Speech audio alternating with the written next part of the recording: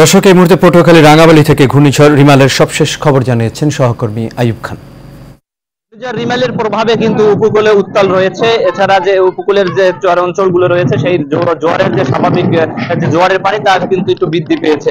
আমরা এই মুহূর্তে অবস্থান করছি পটুয়াখালী জেলার রাঙ্গাবালী উপজেলার চরমন্তা ইউনিয়নে। এখানে আপনারা দেখতেই পাচ্ছেন যে সকাল থেকে কিন্তু এই এলাকায় কিন্তু থেমে থেমে বৃষ্টি হচ্ছে, গুড়ি গুড়ি বৃষ্টি হচ্ছে। এছাড়া দমকা বাতাস কিন্তু বয়ে যাচ্ছে। পায়রা বন্দরকে কিন্তু 10 নম্বর বিপদ সংকেত দেখিয়ে যেতে বলা হয়েছে। এই ক্ষেত্রে কিন্তু এই অঞ্চলের এই উপজেলার মানুষ কিন্তু আতঙ্ক রয়েছে। রাঙ্গাবালী উপজেলা এমনিতেই দুর্যোগপূর্ণ এলাকায়, এই এলাকায় যে কোনো জলোচ্ছ্বাস, বন্যা যাই আসুক না কেন, কিন্তু এই অঞ্চলের মানুষ কিন্তু বেশি ক্ষতিগ্রস্ত হয়।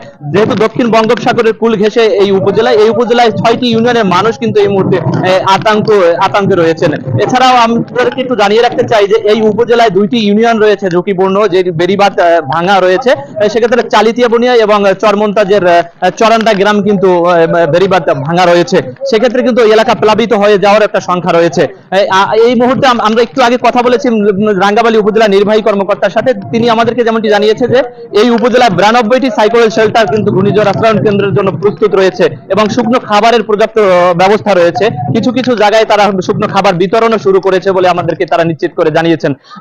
আপনাদেরকে যেহেতু জানিয়ে রাখি, এই মুহূর্তে কিন্তু বৃষ্টি চলমান রয়েছে, বৃষ্টি হচ্ছে এবং দমকা বাতাসও রয়েছে।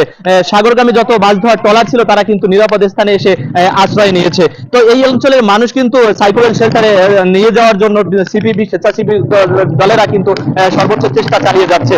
সাইক্লোন শেল্টারে যেসব মানুষ এখন গিয়ে আশ্রয় নিচ্ছে তাদেরকে কিন্তু শুকনো খাবারেরও ব্যবস্থা করছে।